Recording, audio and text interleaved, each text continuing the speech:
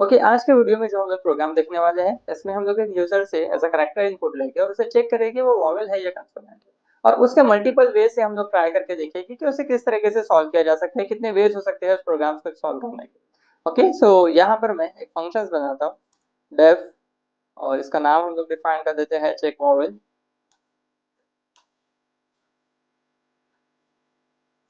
Okay, now इसमें मैं एक यूजर इनपुट डिफाइन कर देता हूँ, यहाँ पर एक वेरिएबल ले लेते हैं हम लोग एन या ए।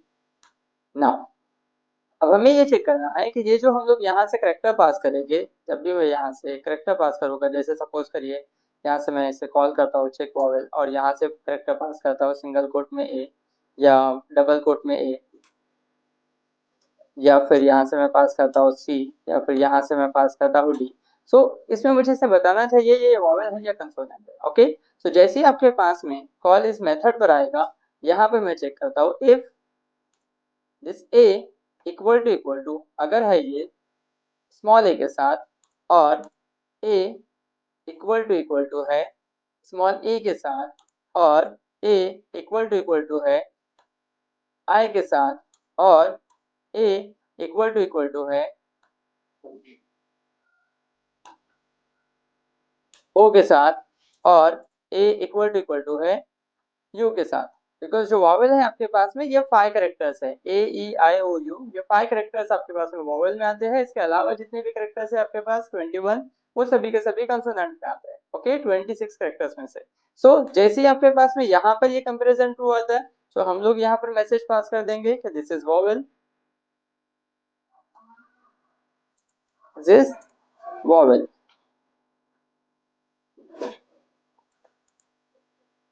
ओके, अगर इसके अलावा वो कुछ और है तो यहाँ पर आ जाएगा कि जिन कंसोनेंट, तो यहाँ से मैं पास करता हूँ एल्स, और ये आ जाएगा कि ये जो है ये कंसोनेंट है, इज कंसोनेंट।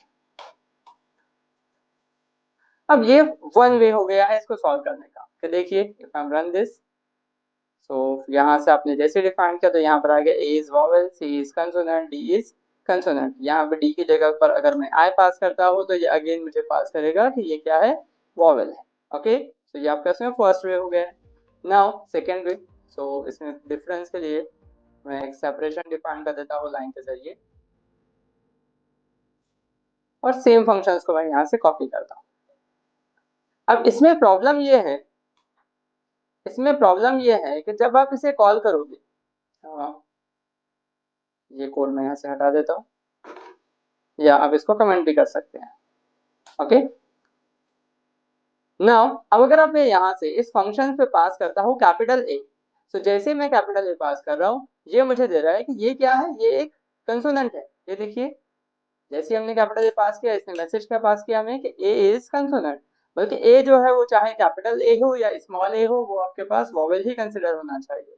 सो इस प्रोग्राम्स को, इस प्रॉब्लम्स को सॉल्व करने के लिए हम लोग क्या करेंगे, यहाँ को जैसे ही हमारा कॉल आता है, इस ए को हम लोग लोअर केस में कन्वर्ट कर देते हैं।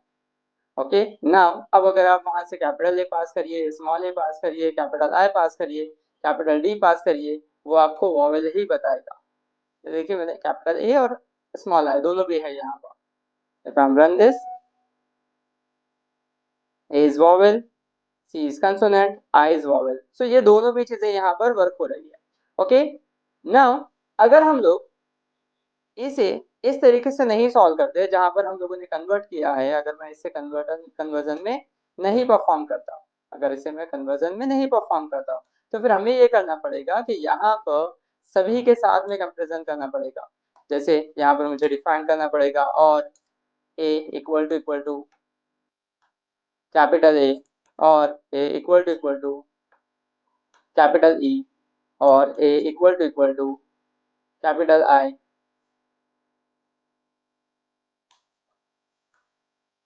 और ए इक्वल टू कैपिटल ओ, और ए इक्वल टू कैपिटल यू।